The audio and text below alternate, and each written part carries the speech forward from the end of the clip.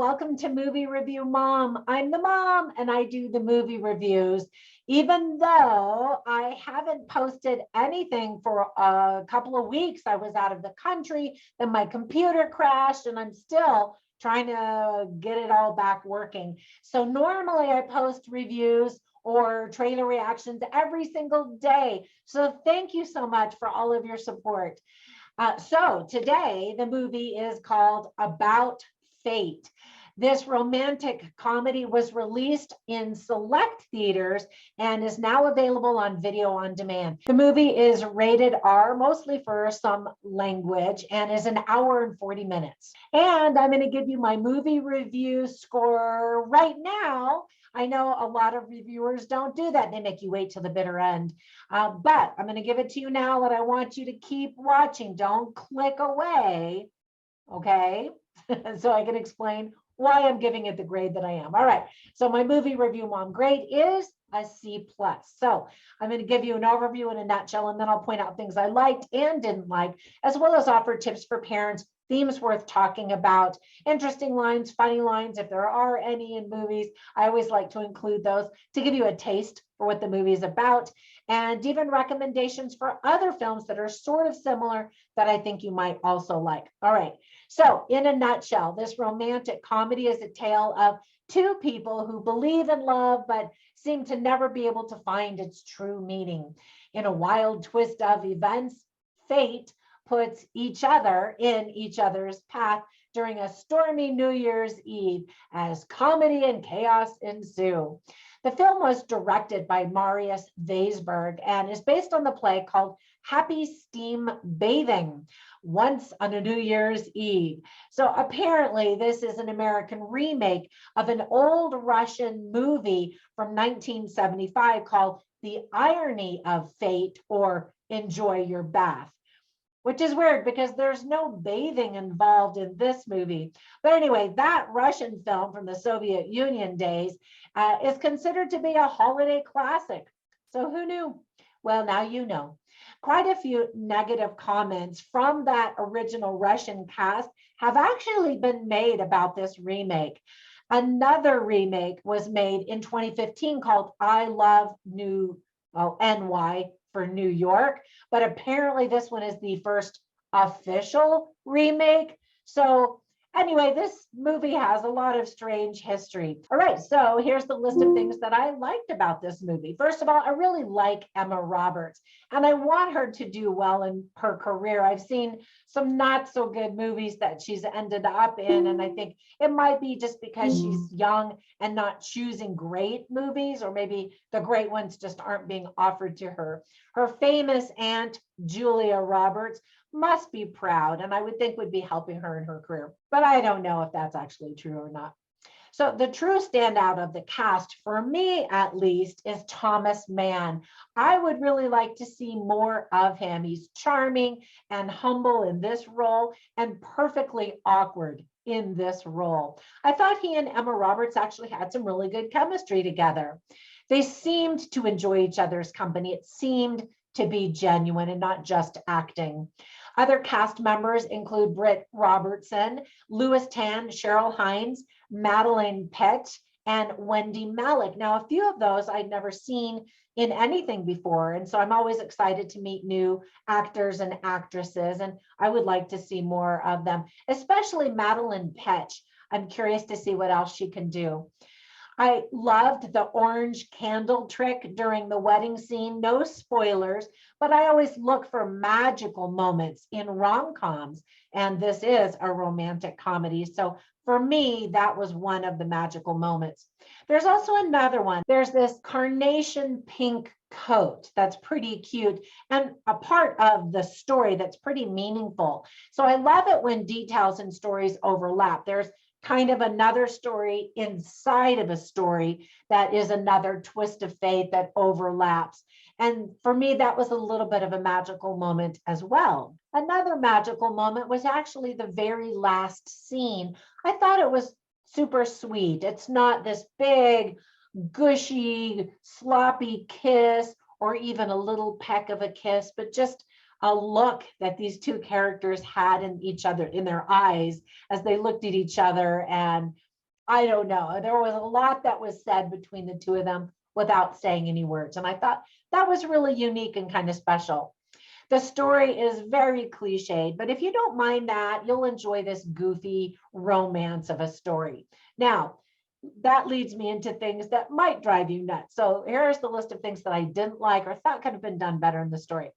For example, I really like the actress, Britt Robertson, who has played the leading lady in quite a few rom-coms of her own. And it made me realize I hadn't seen her in one in quite a while. Unfortunately, the character that she plays in this movie is so self-absorbed and demanding as the sister of the protagonist who's getting married that I just thought she was really unlikable. And that's not good.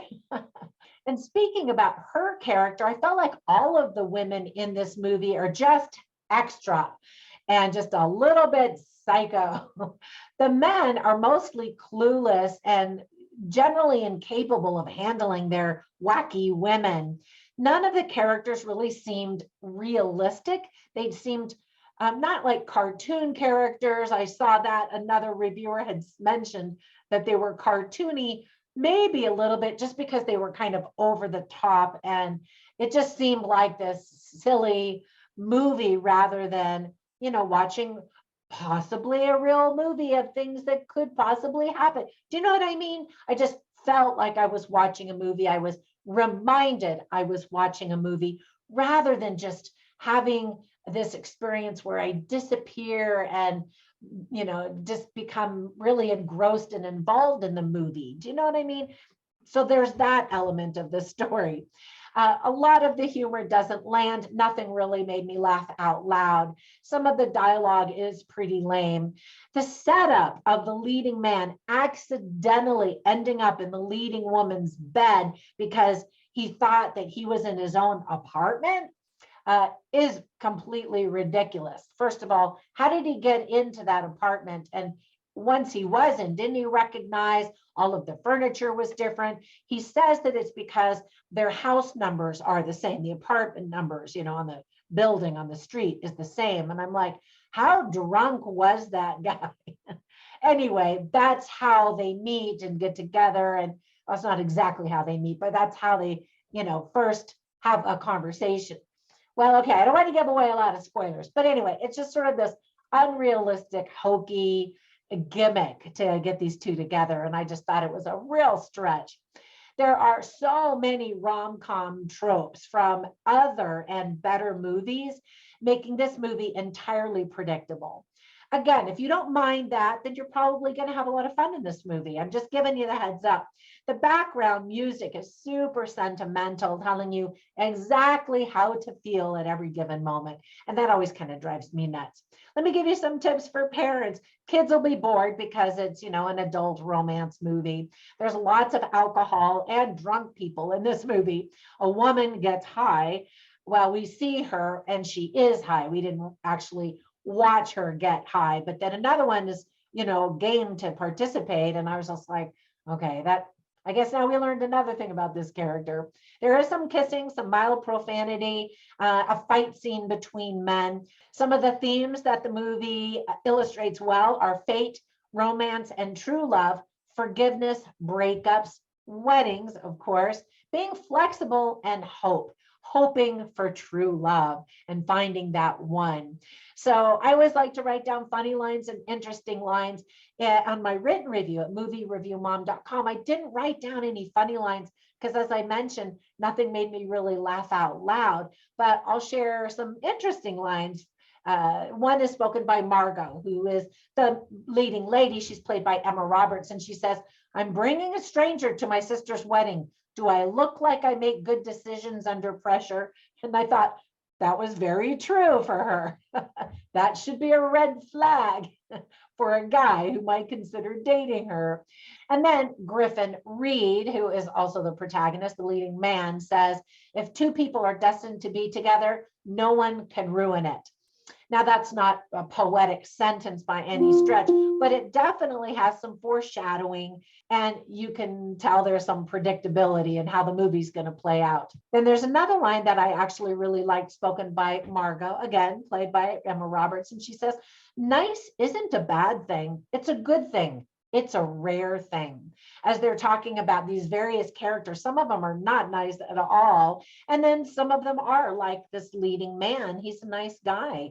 And sometimes that's used as a derogatory comment about a character, but he really is a nice guy. I would have wanted to hang out with him. He seemed like a nice guy. All right, I'll give you one more line. It is spoken by two people, no spoilers. And the quote is, "When the universe hands you a gift, you don't say no." All right, so there you go. There's all about the fate. So before I go, though, let me share a movie recommendation of another film that I think that you'll like, and probably better. I really like it. It's called About Time. And the reason I picked it is because this movie is called About Fate. So the About Time movie is kind of a time traveling movie with a twist and a romance. And I think it's just magical, and it makes me cry. It's that good and touching. So definitely check that one out. All right, thank you so much for spending a few minutes with me. I hope if you watch this one that you do enjoy it. Be sure and comment down below and let me know if you did enjoy it, and if you've seen About Time and what you think of that one. I like it much better. All right, have a fantastic day, and I'll catch you in the next one. Bye for now.